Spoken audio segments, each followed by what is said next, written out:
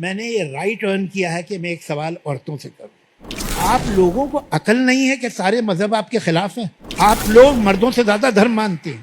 Problem یہ نہیں ہے, پرابلم میں بتاتا ہوں کیا. انہیں اچھا پتی نہیں ملتا اس لیے اچھا بھگوان ڈھونڈتی ہیں. ہر دھرم دنیا کا اینٹی ویمن, وہ عورتوں کو سیکنڈری سمجھتا ہے. ہر ریلیجن میں بیوی کو ایک سپورٹنگ کاسٹ میں لیا گیا ہے. آپ دشمنی کرتے ہیں اپنے بچوں سے بھی. ان کے 2 بیٹیاں پیدا ہوئیں, اس کے فرحان کے, وہ ہاسپٹل میں جو فارم تھا اس میں ایک ہوتا تھا ریلیجن, اس کے آگے اس نے بغیر کسی تکلیف کے یا کوئی ریولوشنری بنے بغیر ناٹ اپلیکیبل لکھا. تو میرے بچے ٹوٹلی اے ریلیجس ہیں, ٹوٹلی. انہوں نے اپنی زندگی میں گھر میں کوئی ریلیجس بات دیکھی نہیں. مجھے یاد ہے فرحان 8 سال کا تھا, اور 8 سال کا بچہ بہت بڑا بچہ ہوتا ہے, یہ کوئی ایسا نہیں ہوتا گھٹنوں پہ چل رہا ہے. One day he came back from the school, مجھے اتنا کلیئرلی یاد ہے. تو وہ میرے پاس آیا بہت ہی حیرت سے, سیدھا, آر وی مسلمس. دیکھیے جو آپ نے سوال کیا, اکثر اسکیپٹکس اور ایتھیسٹک مائنڈ سیٹ رکھنے والے اگنوسٹکس یا ملحدین کی جانب سے اس قسم کے اعتراضات اسلام پر کیے جاتے ہیں, اسلام کی فقہی جزیات کو بنیاد بنا کر. آپ نے یہ کہا ہے کہ ہم مسلمانوں کا یہ دعویٰ ہے کہ تاریخ انسانی میں عورت کو جو مقام و مرتبہ اور جو حقوق اسلام نے دیے ہیں وہ کوئی اور نہ دے سکا. اگر یہ بات درست ہوتی تو مین سلوٹر کی صورت میں عورت کی دیت مرد کی بنسبت آدھی کیوں رکھی گئی ہے؟ یعنی قتل خطا کی صورت میں اگر عورت غلطی سے قتل ہو جاتی ہے تو اس کی دیت کی مقدار 50 اونٹ ہے, اور اگر مرد قتل ہوتا ہے تو اس کی دیت کی مقدار 100 اونٹ ہے. تو مین سلوٹر کی صورت میں پینلٹی کے طور پر مرد کے بلڈ منی کی ویلیو عورت سے دگنی ہے. اس کا مطلب یہ ہوا کہ اسلام میں مرد کی بنسبت عورت کا مقام آدھا ہوا. اس اعتراض کا تسلی و تشفی بخش جواب عنایت فرمائیں. دیکھیے جب اسی مسئلے کی اصل حکمتوں اور مصلحتوں کو آپ سمجھیں گے تو آپ کو اندازہ ہوگا کہ اسلام نے اسی مسئلے کی روشنی میں عورت کو کس قدر بلند و بالا اور عرفہ و اعلیٰ مقام پر فائز کیا ہے. یہ ناقدین کی کم عقلی ہے, ان کی کج فہمی ہے, ان کی خام خیالی ہے. وہ نہ اس مسئلے کی حقیقت کو سمجھ پائے نہ اس کی حکمت کو سمجھ پائے. قتل خطا میں قصاص کا حکم نہیں ہے, صرف دیت ہے. اگر مرد ہو تو مقدار دیت 100 اونٹ ہے, اور عورت کے قتل میں اس کی دیت کی مقدار مرد کی دیت کا نصف ہے, یعنی 50 اونٹ ہے. اور اس پر تمام صحابہ کرام علیہم رضوان اور مذاہب اربعہ کا اجماع ہے. دیکھیے قرآن کریم میں سورۃ النساء میں اللہ جل وعلا ارشاد فرماتا ہے وَمَنْ قَتَلَ مُؤْمِنًا خَطَأً فَتَحْرِيرُ رَقَبَةٍ مُؤْمِنَةٍ وَدِيَةٌ مُسَلَّمَةٌ إِلَىٰ أَهْلِهِ إِلَّا أَن يَصَّدَّقُوا. فرمایا جس نے کسی مسلمان کو بغیر ارادے کے, غیر ارادی طور پر بلا قصد قتل کر دیا تو اس پر لازم ہے کہ وہ ایک مسلمان غلام یا باندی کو آزاد کرے, اور اس کے وارثوں کو دیت ادا کی جائے گی سوائے اس کے کہ وہ معاف کر دیں. اور اس پر متعدد احادیث پیش کی جا سکتی ہیں. امام بیہقی نے السنن الکبریٰ میں روایت فرمایا ہے عن معاذ بن جبل عن النبی صلی اللہ تعالی علیہ وآلہ وسلم قال دیت المرأة نصف دیت الرجل. سیدنا معاذ بن جبل رضی اللہ تعالیٰ عنہ روایت فرماتے ہیں کہ نبی کریم صلی اللہ تعالی علیہ وآلہ وسلم نے ارشاد فرمایا کہ عورت کی دیت کی مقدار مرد کی دیت کا نصف ہے. اسی طرح سنن النسائی اور سنن نبی داؤد کی حدیث ہے نبی کریم صلی اللہ علیہ وآلہ وسلم نے ارشاد فرمایا کہ جو بطور خطا قتل کر دیا جائے اس کی دیت 100 اونٹ ہے. اور دیگر احادیث سنن النسائی کی حدیث ہیں, سنن الدارقطنی کی حدیث اور مصنف عبد الرزاق کی حدیث کی روشنی میں فقہاء کرام نے اس بات کو ثابت کیا ہے اور اس پر اجماع نقل کیا ہے. یہ مسئلہ اجماعی ہے کہ عورت کی دیت کی مقدار مرد کی دیت کا نصف ہے. اور نبی کریم صلی اللہ علیہ وآلہ وسلم کی صریح احادیث کے علاوہ سیدنا مولا علی کرم اللہ وجہ الکریم کا ارشاد بھی سماعت فرما لیں. السنن الکبریٰ میں امام بیہقی رحمہ اللہ روایت فرماتے ہیں عن علی رضی اللہ تعالی عنہ انہ قال دیت المرأة علی النصف من دیت الرجل فی الکل. تو ابتداءً میں اس بات کی تنقیح کرنا چاہوں گا کہ اس بات پر تو مذاہب اربعہ کا اجماع ہے کہ عورت کی دیت کی مقدار مرد کی دیت کا نصف ہے. یہی موقف سیدنا مولا علی کرم اللہ وجہ الکریم اور تمام صحابہ کرام علیہم رضوان کا اس بات پر اجماع ہے. امام ابن قدامہ رحمہ اللہ المغنی میں ارشاد فرماتے ہیں قال ابن المنذر وابن عبد البر اجمع اهل العلم على ان دیت المرأة نصف دیت الرجل. الامام ابو بکر محمد بن ابراہیم بن المنذر اور الحافظ محمد بن عبد البر نے ارشاد فرمایا ہے کہ اس بات پر اہل علم کا اجماع ہے کہ عورت کی دیت کی مقدار مرد کی دیت کا نصف ہے.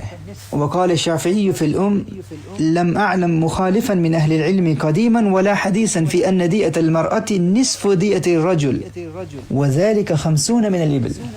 امام شافعی رحمہ اللہ ارشاد فرماتے ہیں کہ میں نے لم اعلم مخالفا من اہل العلم قدیما ولا حدیثا، میں نے قدیم اور جدید اہل علم میں سے کسی کو اس بات سے اختلاف کرتے ہوئے نہیں پایا، یعنی کسی کو اس بات کا مخالف نہیں پایا کہ عورت کی دیت کی مقدار مرد کی دیت کا نصف ہے اور وہ 50 اونٹ ہیں. یہ امام شافعی رحمہ اللہ ارشاد فرما رہے ہیں. یہ آپ تمام مذاہب کے اقوال سماعت فرما لیں. اسی طرح امام قرطبی رحمہ اللہ نے الجامع لاحکام القرآن میں اس بات پر علماء کا اجماع نقل کیا ہے کہ عورت کی دیت کی مقدار مرد کی دیت کا نصف ہے.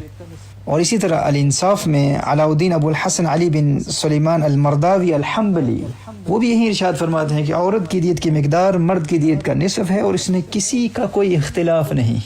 اور اسی طرح شوافع کے دیگر علماء محرر مذہب امام شافعی رحمہ اللہ الامام النووی رحمہ اللہ روضۃ الطالبین میں ارشاد فرماتے ہیں کہ عورت کی دیت کی مقدار مرد کی دیت کا نصف ہے.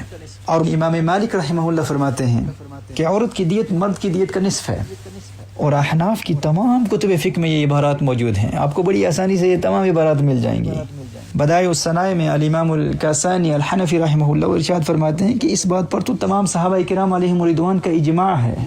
میں ان متشککین اور ملحدین اور ان اگنوسٹکس کے اعتراضات کے جوابات دینے سے قبل سب سے پہلے اس بات کی وضاحت کرنا ضروری سمجھتا ہوں، کیونکہ کچھ ایسے اپولوجیٹکس مسلم اسکالرز بھی ہوتے ہیں جو خود احکام اسلام کی حکمتوں، مصلحتوں، ان کی حقیقتوں تک رسائی حاصل نہیں کر پاتے، خود چونکہ وہ ان مسائل پر عمیقانہ نگاہ نہیں رکھتے، اور پھر چند غیر مسلموں کو، ملحدین کو خوش کرنے کے لیے چند شاذ اقوال کی بنیاد پر اسلام کے اصل مسائل کو ہی بدل دیتے ہیں.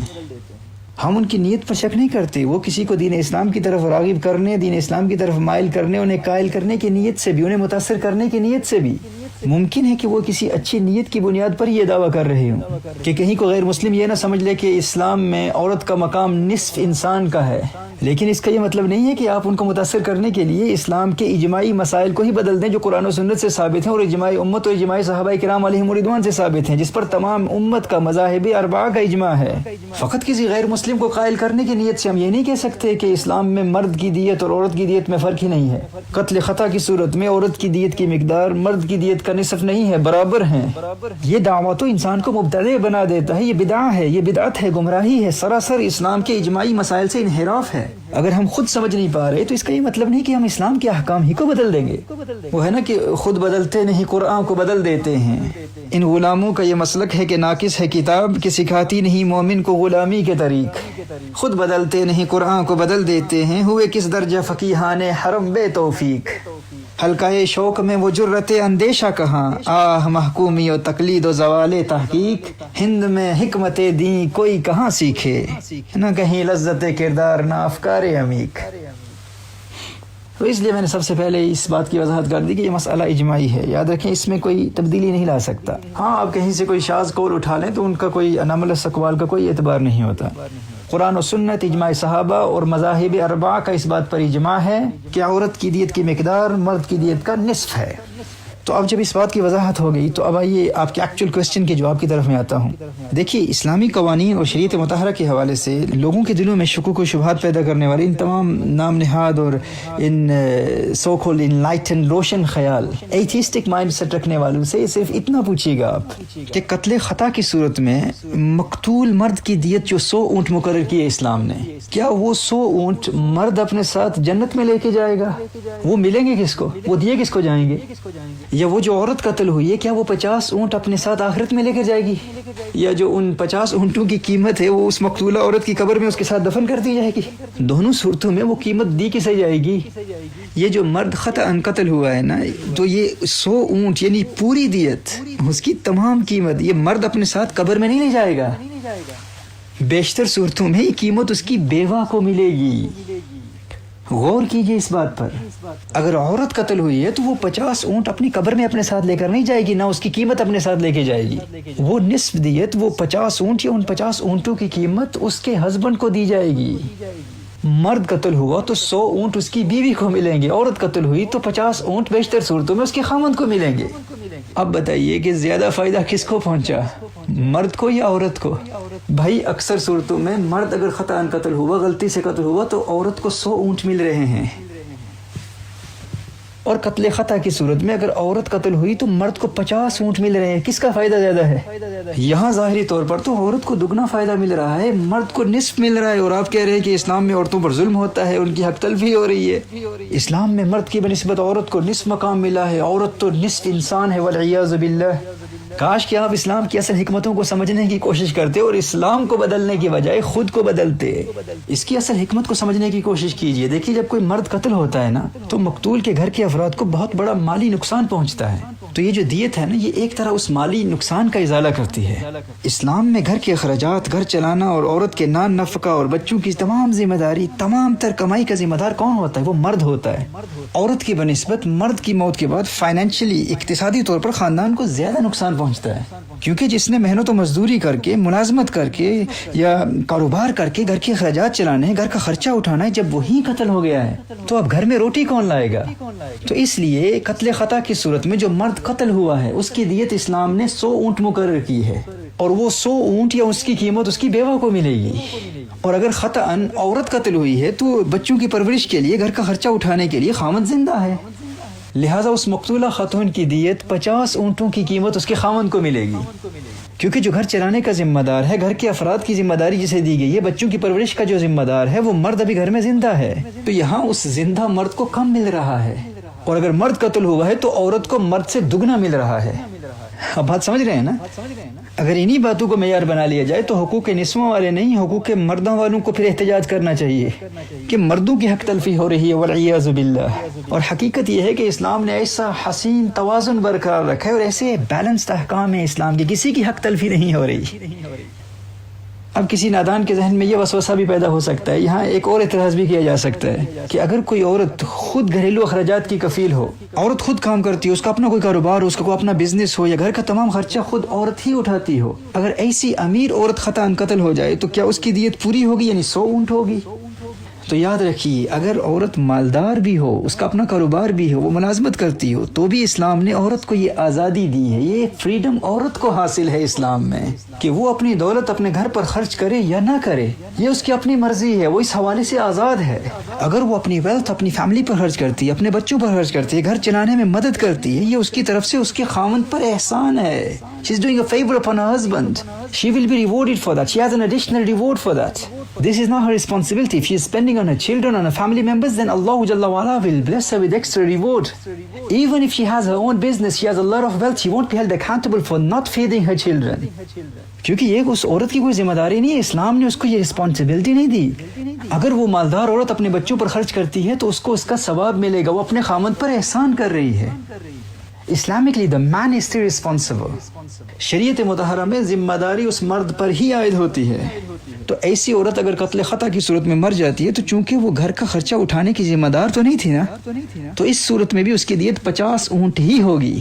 وہ تو ایک نیکی کے جذبے سے اپنے خاوند کی مدد کر رہی تھی، وہ ثواب کما رہی تھی، اور اگر ایسی مالدار خاتون کا خاوند قتل ہو جاتا ہے تو چونکہ اسلام نے اس کو ذمہ دار ٹھہرایا ہے، وہ ذمہ دار تھا، تو اس کی دیت 100 اونٹ ہی ہوگی، جو کہ بیشتر صورتوں میں اس کی بیوہ اس عورت کو ہی ملیں گے، وہ اگرچہ بہت بڑی اس کا بڑا کاروبار ہو، بزنس ہو، بہت مالدار خاتون ہی کیوں نہ ہو، پھر بھی اسے 100 اونٹ یا 100 اونٹوں کی قیمت ملے گی۔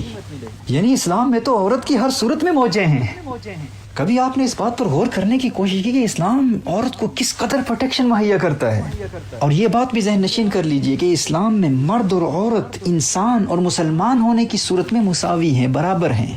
باقی اپنی ضرورتوں، اپنی خلقت، اپنے جسمانی اعضاء کے طور پر، اپنی کریشن، اپنے ایگزسٹنس کے اعتبار سے دونوں میں مختلف امور میں فرق پایا جاتا ہے، اور اس کا کوئی انکار نہیں کر سکتا۔ تو یہ جو کہتے ہیں نا کہ چونکہ اس دور میں عورتیں ملازمت کرتی ہیں، نوکری کرتی ہیں، بزنس کرتی ہیں، لہٰذا ان کی دیت مردوں کی دیت کے برابر ہونی چاہیے، تو یاد رکھیے یہ ایسے امور نہیں ہوتے کہ جن کی بنیاد پر اسلام کی جانب سے مقرر کردہ دیت کو بدلا جا سکتا ہے۔ مثال کے طور پر اگر ایک مرد ہنرمند ہے، محنت و مزدوری کرنے والا ہے، شب و روز محنت کر کے بچوں کے لیے روزی کماتا ہے، اور دوسری جانب ایک اور مرد ہے جو بے ہنر ہے، انتہائی سست انسان ہے اور انتہائی بیکار قسم کا شخص ہے، سارا دن گھر میں بیٹھا رہتا ہے، کوئی کام کاج نہیں کرتا، نکما انسان ہے، ان ان دونوں کی دیت برابر کیوں ہے, مساوی کیوں ہے؟ ہاں سمجھ رہے ہیں نا کہ اگر ایسے امور دیت کی مقدار پر اثر انداز ہوتے تو پھر محنت و مزدوری یا کاروبار کرنے والے ہنر مند اور بے ہنر اور بیکار شخص کی دیت مساوی نہ ہوتی. اللہ جل وعلا ہمیں قرآن کا حقیقی فہم عطا فرمائے. ابھی تو میں نے یہاں چند حکمتیں بیان کیا, اس میں بے شمار حکمتیں ہیں, لیکن ان مسائل کی حقیقت اور ان کی حکمتوں کو نہ سمجھنے کی بنیاد پر ایک ایکسٹریم تو وہ ہے جنہوں نے اسلام پر اعتراض کرنا شروع کر دیا کہ اسلام میں عورت کا مقام مرد کی بنسبت نصف ہے, اور دوسری ایکسٹریم ان اپالوجیٹکس, ان نادانوں کی ہے کہ جنہوں نے چند شاذ مرجوح اور مردود اقوال کی بنیاد پر صحابہ کرام علیہم رضوان اور مذاہب اربعہ کے اس اجماعی موقف ہی کا انکار کر دیا, اور یہ ثابت کرنے کی کوشش کی کہ اسلام میں عورت کی دیت کی مقدار مرد کی دیت کے برابر ہے, ان میں کوئی فرق ہی نہیں ہے, جبکہ عورت کی نصف دیت کا مسئلہ اجماعی ہے. اس پر صحابہ کرام علیہم رضوان اور مذاہب اربعہ کا اجماع ہے, اور اس کا انکار گمراہی ہے. یاد رکھیے, جو صحابہ کرام علیہم رضوان کا اجماع ہوتا ہے نا, اگر صحابہ کرام علیہم رضوان کا اجماع قولی ہو تو صحابہ کرام علیہم رضوان کا قولی اجماع احادیث متواترہ کی طرح قطعی ہوتا ہے, اور ایسے اجماع کے انکار کو علماء نے کفر قرار دیا ہے. اور صحابہ کرام علیہم رضوان کا ایسا اجماع جس میں بعض صحابہ کرام علیہم رضوان کی نص ہو اور بعض کا سکوت ہو, جسے اصطلاح میں صحابہ کرام علیہم رضوان کا اجماع سکوتی کہتے ہیں, وہ بھی قطعی ہوتا ہے, لیکن وہ ایسا قطعی نہیں ہوتا کہ جس کا انکار کفر ہو. اجماع سکوتی کا منکر کافر نہیں ہے, وہ ضال ہے, وہ مبتدع ہے, وہ گمراہ ہے, بد مذہب ہے. اس لیے عوام تو عوام, بہت سارے اہل علم کے لیے بھی احتیاط انتہائی ضروری ہے ان مسائل میں. جو چند حکمتیں ہماری سمجھ میں نہیں آتی تو ان کی بنیاد پر ہم دین اسلام کے اصولوں کو ہی بدلنے کی کوشش کرتے ہیں, احکام کو ہی بدل دیتے ہیں, جبکہ حکمتوں کی بنیاد پر احکام کو نہیں بدلا جا سکتا. امام شاطبی فرماتے ہیں نا, ان الاحکام تدور علی العلل وليس علی الحکم, احکام کا مدار علتوں پر ہوتا ہے, حکمتوں پر نہیں ہوتا. بہت ساری حکمتیں ایسی ہوتی ہیں ہماری سمجھ میں نہیں آتی. کون ہے جو یہ دعویٰ کر سکتا ہے کہ ہم اللہ جل وعلا کے تمام احکام کو بھی سمجھتے ہیں اور ان تمام احکام کی حکمتوں کو بھی سمجھتے ہیں؟ کیا یہ ممکن ہے ہمارے لیے؟ کسی کے لیے بھی کیا یہ ممکن ہو سکتا ہے؟ میں نے اپنے ماضی کے لیکچرز میں آج سے 10-12 سال پہلے اس بات پر بہت تفصیلی کلام کیا ہے, غالباً فلسفہ احکام کے ٹائٹل سے. اور یہ بھی یاد رکھیں کہ جب بھی کوئی ملحد غیر مسلم شریعت مطہرہ کے چند احکام پر انگشت تنقید اٹھاتے ہوئے یہ کہتا ہے کہ میں اللہ جل وعلا کے وجود کو نہیں مانتا, یا میں اسلام کو اس لیے نہیں مانتا کہ اسلام کے فلاں مسائل میرے سمجھ میں نہیں آتے, شریعت مطہرہ کا فلاں مسئلہ میرے لیے غیر معقول ہے اور انصاف کے اصولوں کے خلاف ہے, یا اسلام کے حوالے سے کی جانے والے تمہاری کلیمز اور تمہارے دعوے میں اور فلاں فقہی جزیات میں مجھے تضادات اور کنٹرڈکشنز نظر آتی ہیں, حکمتوں کو سمجھنے سے قاصر ہوں, اس لیے میں اسلام ہی کا انکار کرتا ہوں اور اللہ جل وعلا کے وجود ہی کو نہیں مانتا. تو ایسے ایتھیسٹک مائنڈ سیٹ رکھنے والے, ایسے ملحدین, ایگنوسٹکس یا اسکیپٹکس کے ساتھ فقہی جزیات اور ان کی حکمتوں کی بنیاد پر گفتگو کا آغاز کبھی بھی نہیں کرنا چاہیے. ایسے لوگوں سے گفتگو کا آغاز سب سے پہلے اللہ جل وعلا کے وجود پر کرنا چاہیے کہ اللہ جل وعلا کے وجود پر ہمارے پاس کیا کیا دلائل ہیں, اور ان کے پاس عدم وجود باری تعالیٰ پر کیا کیا دلائل ہیں, اور اس میں وہ پلینٹفس ہیں, وہ مدعی ہیں. عدم وجود باری تعالیٰ پر دلیل وہ پیش کریں. ہمیشہ مدعی, کلیمنٹس, پلینٹفس انہی کو بنائیے. اس پر میں اپنے ماضی کے لیکچرز میں بہت تفصیلی کلام کر چکا ہوں کہ اگر ہم اللہ کے وجود پر دلیل دے رہے ہیں تو ہم ان پر احسان کر رہے ہیں, ہم ان پر فیور کر رہے ہیں. وہ پلینٹفس ہیں, وہ کلیمنٹس ہیں, ہم ڈیفینڈنٹس ہیں. سو ایسے منکرین سے گفتگو کا آغاز ہمیشہ اللہ جل وعلا کے وجود پر کیجئے, اللہ جل وعلا کا وجود اور اللہ جل وعلا کی ذات اور صفات پر کلام کیجئے. جب وہ اللہ کے وجود کو مان لیں گے اور اللہ کی صفات کو مان لیں گے, اس بات کو تسلیم کر لیں گے کہ اللہ جل وعلا علیم ہے, اللہ جل وعلا حکیم ہے, اللہ جل وعلا خبیر ہے, اللہ جل وعلا سب حکمتوں کو جانتا ہے. جب وہ اللہ جل وعلا کی لازوال قدرت کو مان لیں گے, اللہ کی ان لمیٹڈ پاور کو مان لیں گے, اللہ کی عظیم صفات کو مان لیں گے, تو پھر وہ الٹیمیٹلی اللہ جل وعلا کی حکمتوں کو بھی تسلیم کر لیں گے, کیونکہ وہ اللہ کو الحکیم مانتے ہیں, اس کی صفات کو مانتے ہیں. اور اپنی کم فہمی کی بنیاد پر اپنے علم کی لمیٹیشنز, اپنے ریسٹرکٹڈ نالج کو تسلیم کرتے ہوئے اللہ جل وعلا کی حکمتوں کو بھی الٹیمیٹلی تسلیم کر لیں گے, کیونکہ وہ اللہ کو الحکیم مانتے ہیں. اب اس گفتگو میں چونکہ ہماری ٹارگٹ آڈینس غیر مسلم ہیں, یا اسکیپٹکس ہیں, یا ایگنوسٹکس ہیں, یا ایتھیسٹس ہیں, لہٰذا میں بہت تفصیل سے کلام نہیں کر رہا ہوں. اگر یہ جو چند شاذ اقوال کی روشنی میں چند مرجوح قسم کے ریجیکٹڈ انوملس اقوال کی بنیاد پر اجماعی کنسنچول میٹرز میں شکوک و شبہات پیدا کرنے کی کوشش کرتے ہیں, ان مسائل میں بہت تفصیل سے ان کا علمی رد کیا جا سکتا ہے.